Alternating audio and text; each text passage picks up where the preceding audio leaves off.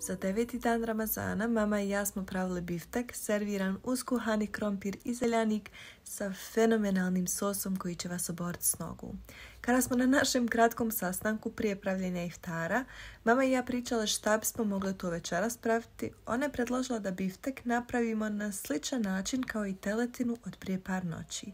Da on bude mekan, sočan i pun okusa, a da se servira uz kuhani krompir kao prilog. Moj prijedlog je bio da bi bilo super da uz sve to serviramo i zeljanik koji bi svakako napravili kao predjelo i oko svega smo se složile.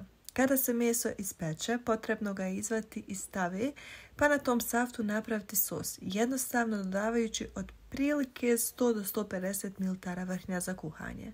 Taj sos začinite po želji, ali što je jednostavnije to je bolje, pa sam ja dodala samo malo soli i puno bibera, izmiksala ručnom utilicom to sve, pustila da baci prvi ključ i ugasla vatru.